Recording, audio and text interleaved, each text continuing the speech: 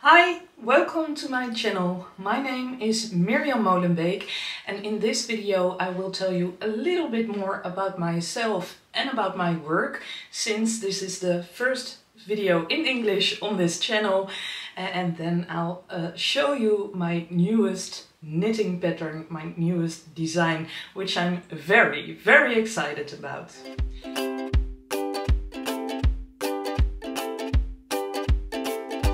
As I told you, this is the first video in English, so I'll tell you a little bit more about who I am and what I do.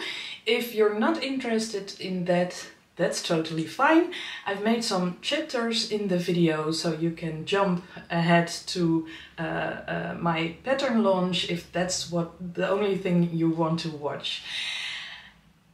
It's not really the first video in Dutch, because I look back and I saw in August 2015 I started the first few videos on this channel in English. I think at the time there weren't many videos in Dutch. I am Dutch, more about that in a few minutes. But there weren't very much videos about knitting in Dutch.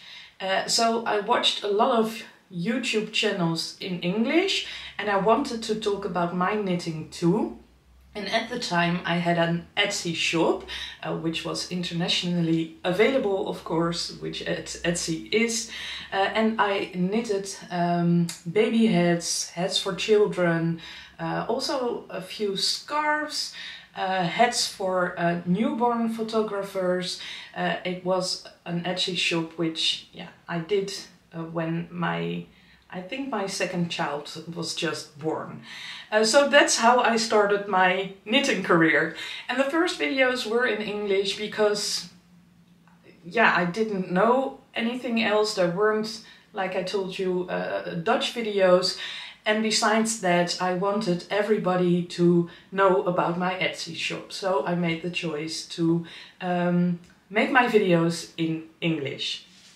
As you might hear, English is not my main language, so excuse me if there are any incorrect grammar, spelling, words I use. My main language is Dutch. I live in the Netherlands. I'm 44, I just turned 44 years old. I live in Scheveningen, which is the beachy part of The Hague. And The Hague you might know because it's a very international city. We have lots of embassies here in The Hague, so maybe you've heard about The Hague, but we live in the beachy part, which is called Scheveningen.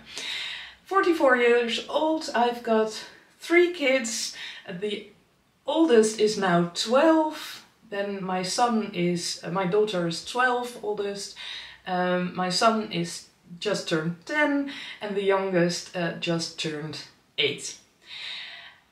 When I made my videos in English, it was because of my Etsy shop, and my Etsy shop closed a few years later because I made a turn in my job career. At the time I was working as a teacher at university, but I didn't want to do that anymore. When I just got my third child, it was just too overwhelming for me. And in the system where we work, I'm a Dutch teacher, and I didn't feel quite happy in the Dutch teaching system. So both of those things, having 3 little kids and not really being happy in the work environment, so it wasn't because of the students but because of how things work in the system, which I think is worldwide known. Both of those things made me switch careers, and of course at that time I knitted the hats for Etsy, and I already knew that wasn't the way in which I could make enough money to I couldn't make a living out of it. So I closed my Etsy shop. Well, I think I it stayed for a bit, but besides that I was teaching knitting just at our kitchen table for everyone who was interested, and of course I gave workshops and got money for it, and more people wanted to come. And that was the point when I was like teaching 4 nights a week, and I also taught in daytime at a place where mothers and kids could come, and the kids could play and the mothers could learn how to knit. It just became too much, and knitting hats and the materials, it's time consuming. Well, maybe you've got an Etsy shop, but you definitely knit and you know how much time goes into a project. It's the same as someone asks you who doesn't knit, who asks you, well, could you make a sweater for me, or can you knit some socks for me? If you have a job or if you have a family which you take care of, then you don't have a lot of time, and the time you knit, you might want to knit for you. It was too much work and it didn't give me the money which I needed to pay for our house, for example.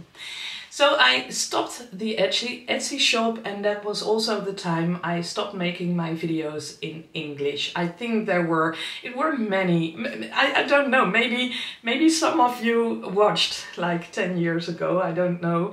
I think I made like 10 or 12 videos in English, and then I started vlogging in Dutch, because my main reason to teach was I learned knitting when I was a little child. I think I was like 8 years old from my grandma, really the basics. But when I was in my 20s, I took some classes, and those were from an English teacher. That was the time I heard about Ravelry. I heard about knitting in the round. I heard about other knitting needles than the very heavy needles, cheap needles that you can buy in our country. It's the Zeeman, and I think in America it's like Michaels or yeah, something like that.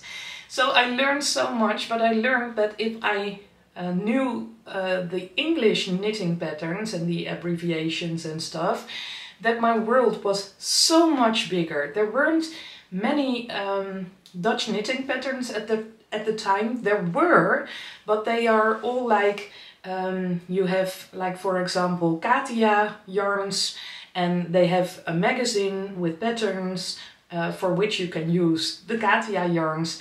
They're all free patterns. They're not written by independent designers, but they're written by people who work for Katia and who want to sell the Katia yarns. And those patterns were translated, and soon I discovered that a lot of translated patterns in Dutch are translated by people who can translate English to Dutch, but don't know any knitting language. So there were a lot of mistakes, and then you were like halfway through a sweater, and then there was something in the pattern which no one could make something of. I went to the knitting store where I learned how to knit, and no one could help me.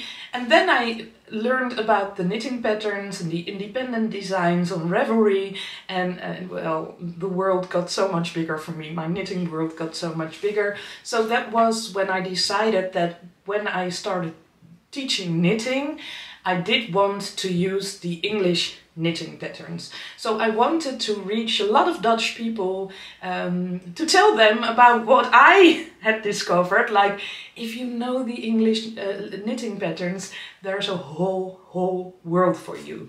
And maybe you are watching and you are not American or English, and you're from another country, and you have the same experience and the same reasons why you started to learn to read the English knitting patterns. So I started to make my videos in Dutch because I wanted to reach the Dutch people, to explain them how to read the English knitting patterns and work with those. I gave some workshops, I did it live, And then I made my videos on YouTube, and a lot of people were emailing me, oh, it's a shame you're not in my neighborhood, because in my neighborhood there's no knitting store, there's no store who, we have a few knitting shops in the Netherlands, but well, many people are like the old-fashioned knitting style. So in the Netherlands, I know it's in more countries like that, but in the Netherlands we learn how to knit on straight needles, and we put them under our arms, and we get like really neck aching and stuff. So that's the old-fashioned way. So a lot of people were emailing me, I want to know the new style, so the style where I have like circular needles, which I don't have to put under my arms. I want to knit a sweater in the round, but my local yarn store cannot help me. Or a lot of people don't even have a local yarn shop.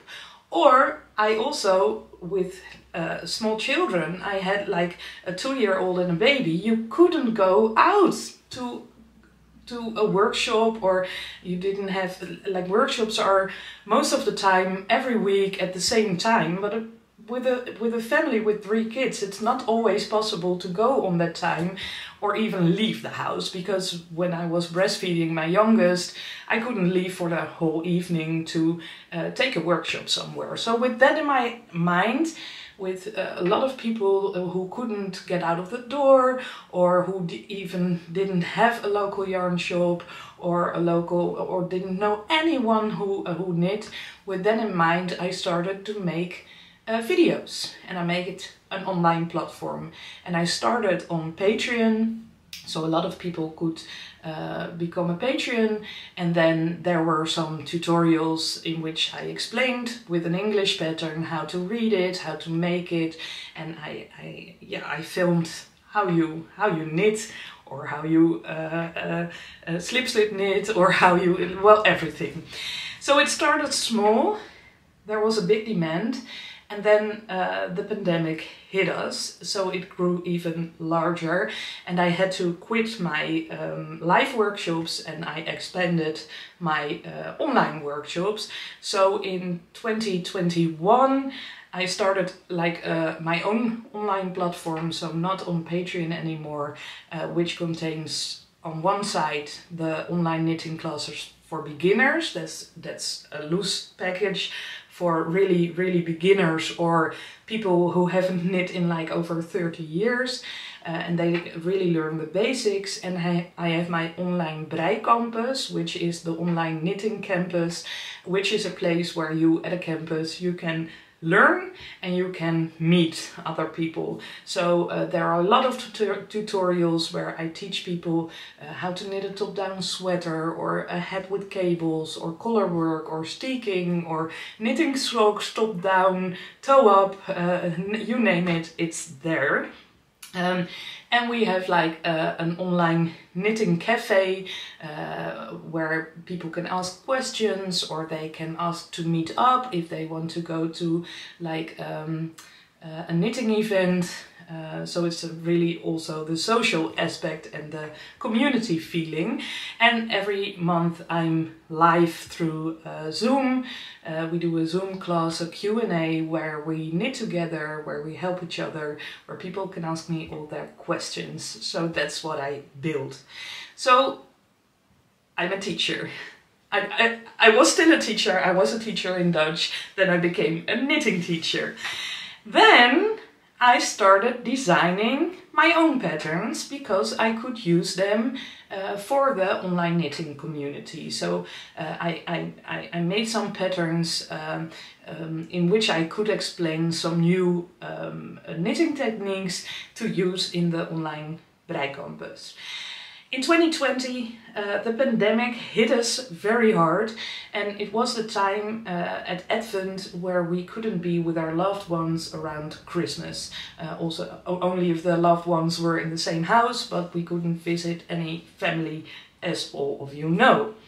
And I wanted to do some extra for my community members, and that's when I started designing an Advent pattern, and it was a cowl, which I will show you. I don't think I made it in English, that was still in Dutch. 1 year later I did the same. I designed something, mittens, and also in Dutch, and then in 2022 I started designing the O Denneboom socks. O Denneboom means O Christmas tree, and that was the first pattern I wrote in English because I want to learn the Dutch, how to knit an English knitting pattern, so I thought it's more convenient to write up my patterns in English.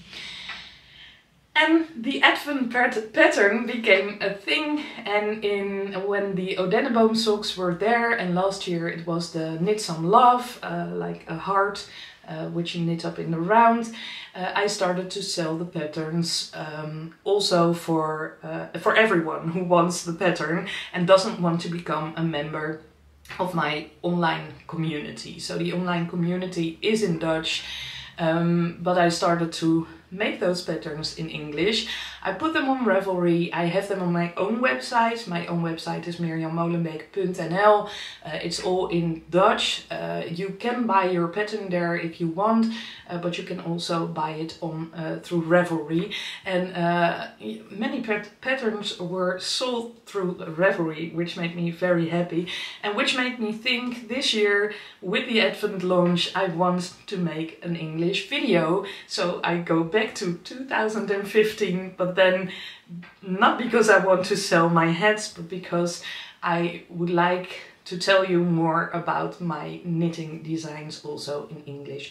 So my knitting patterns all are in English. They contain many video tutorials because at heart I'm a teacher, so I want to explain like everything. There are a lot of tutorials in the pattern. In the tutorials I make them in Dutch. But on YouTube you can use the subtitles. I've tested it. It works very well, so you could use that. If there is a problem, if you cannot follow my tutorials because it's too hard for you to read the subtitles and work at the same time, please always email me. Maybe in the future I will make my tutorials also in English. Also in Dutch. I always keep making my videos in Dutch because I want to learn the Dutch, how to read English knitting patterns. But if you want to make my pattern and you don't understand or you cannot follow my tutorials, maybe in the future I'll start making them in English also, or I can help you find a similar video which is in English from another designer or teacher.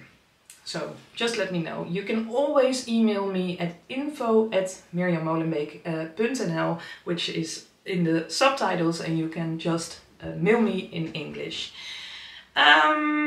So, did I tell enough about me and my work for now? If you have any more questions or want me to make another video in English, just ask all of your questions below this video, and maybe I'll make an extra Q&A video or whatever. In Dutch I vlog, like, yeah, now it's every week, but sometimes it's every other week, or whenever I feel like it. I don't know if you would like me to vlog in Dutch, because I think there are many knitting vlogs and podcasts, but if you would like me, just leave a comment and I'll think about it. But if you have any more questions about me or my work, put your questions underneath the video. Then I can start by showing you my newest knitting design, which is not this. Maybe you saw the thumbnail and thought, well, what's the design? Not this. This was just my, how do you call it? Proeflapje. Gauge swatch. Thank you. Thank you, Brain.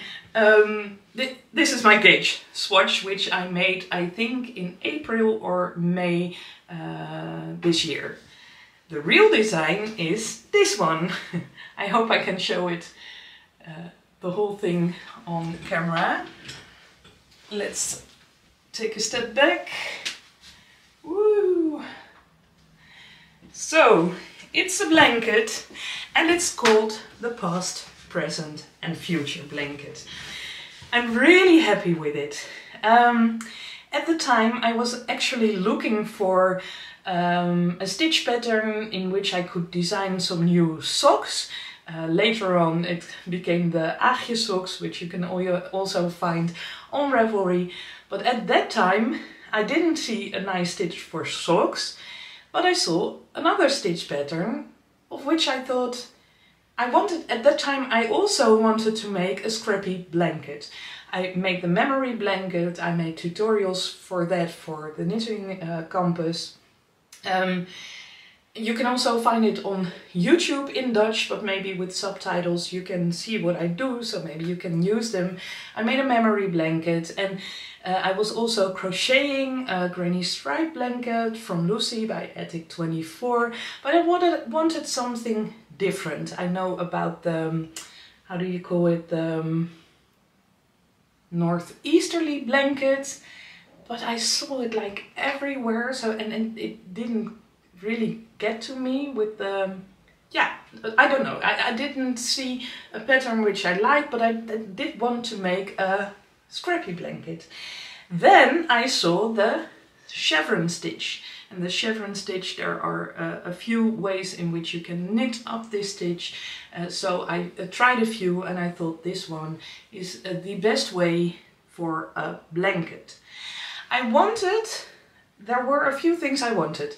I wanted to make a blanket which you can make with an advent calendar. So if you have like 24 mini skeins of 20 grams each, you can make the blanket. Which is of course totally, if your gauge is off, or if you want to make the blanket a little bit bigger, then you'll probably need more than 24 times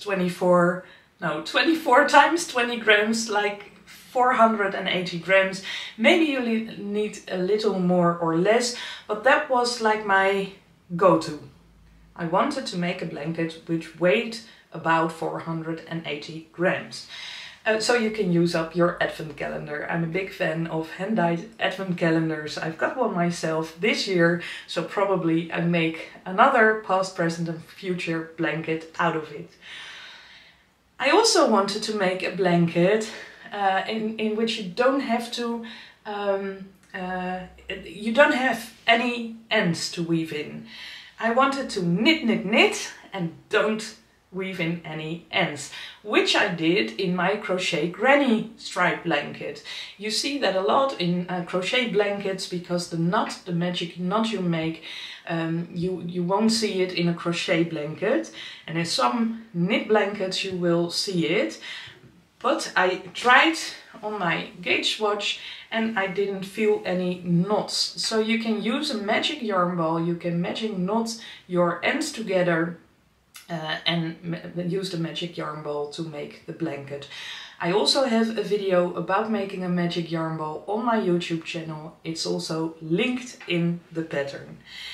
So I didn't want to weave in any ends, and I wanted, when I finished the blanket, to already have a nice border. And nothing is more perfect than using an I-cord to begin with, to end with, to do the side widths, to do the sides with, because it's already finished. If you bind off this blanket, you're finished. It's totally finished. You don't have to pick up any stitches or anything else. You start with an I-cord cast on, which is a little bit of work, because I think I use, well, more than 250 stitches to cast on to make an I-cord. So you really have to make a long I-cord, pick up the stitches.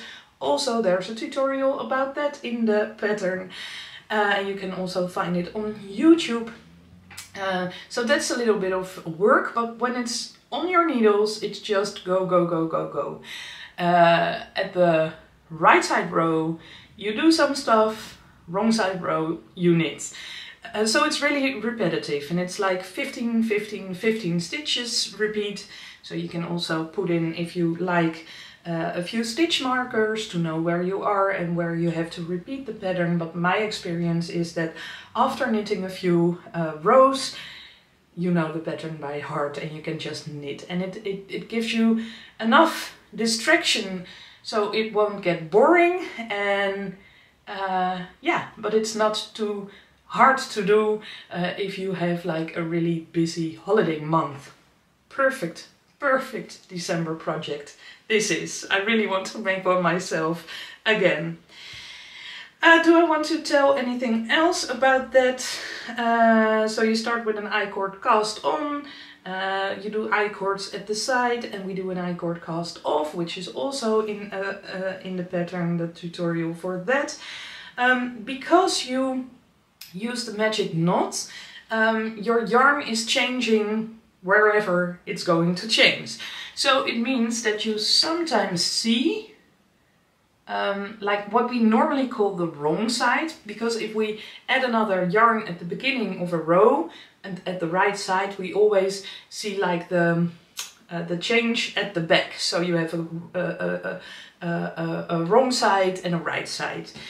In this pattern, because you use the magic knot, the yarn is changing wherever it's changing, because you have the magic yarn ball. So maybe it's just in your work, and also here you can also see the old and the new yarn.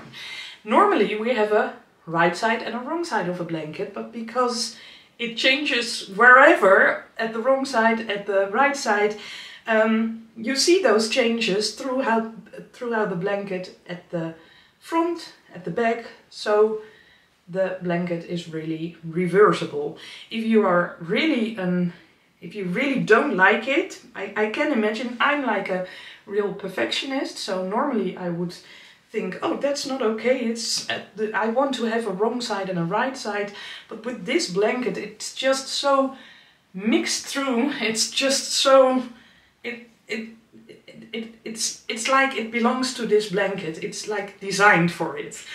If you do find it a problem, or if you don't like to use the magic knot, of course you can also add your yarn at the beginning of a row at the right side.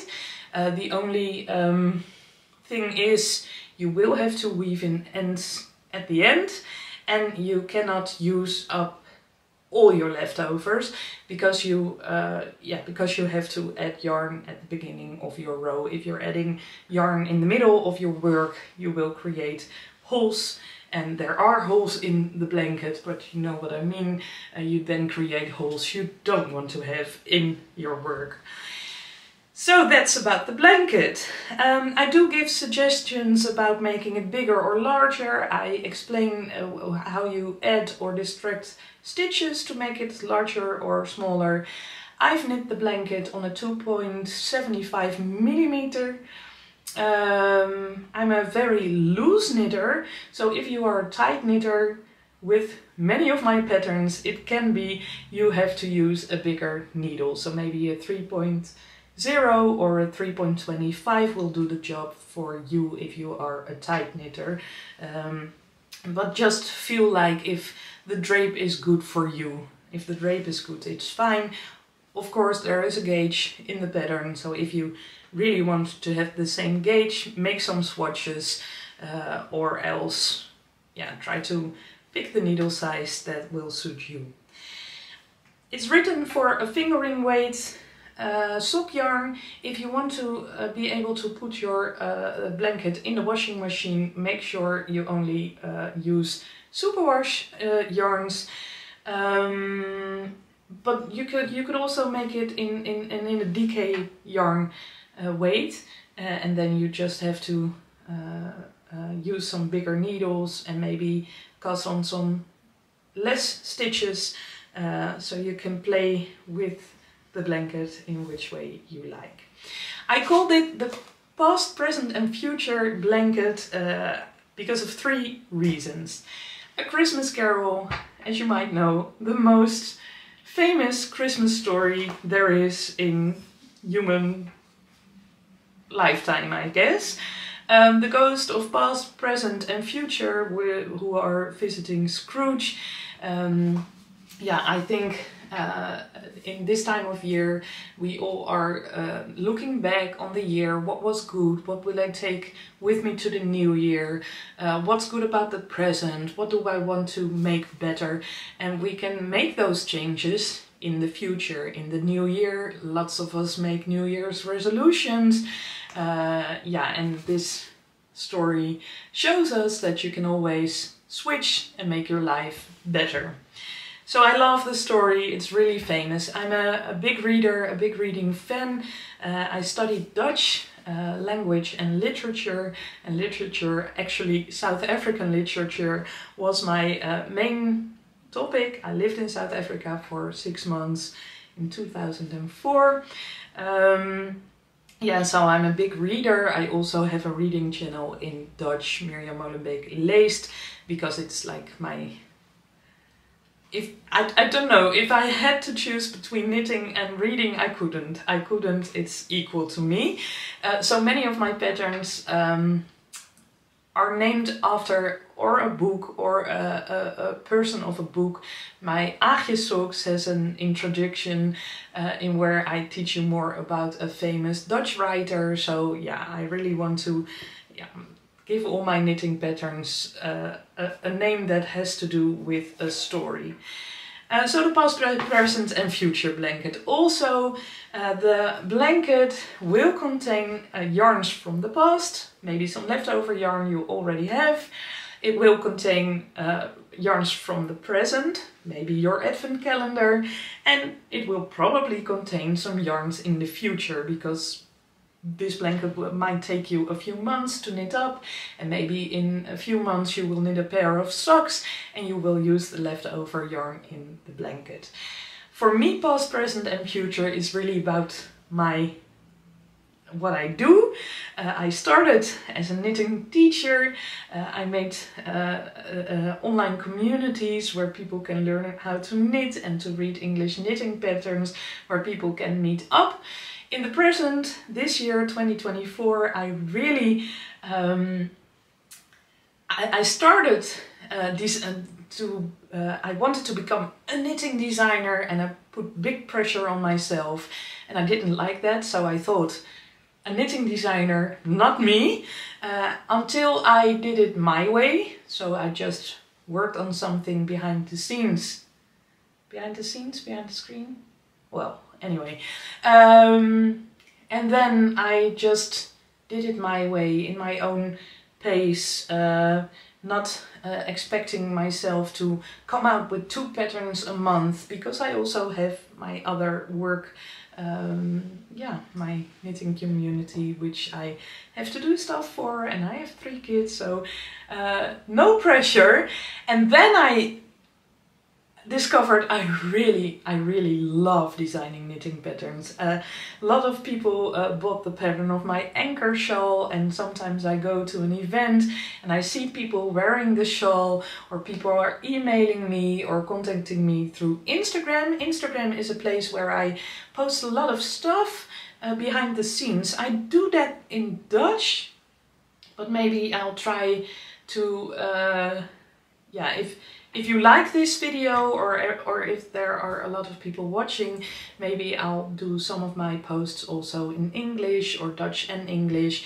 Just let me know. Maybe sometimes I follow like Norwegian designers, and they write in Norwegian, and I can push the translate button and I know what they mean.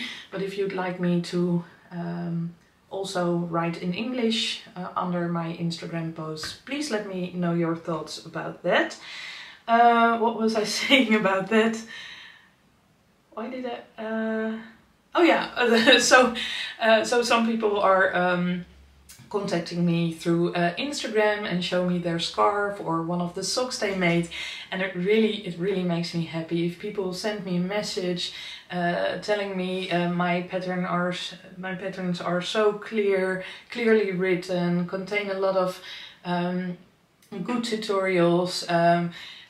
You can give suggestions, you can make up your own color work palette. Yeah, I really enjoy the process of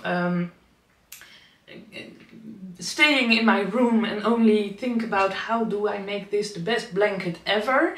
And I like the process after, when you guys knit the pattern and show me your results and what you did to it. So yeah, it really makes me happy.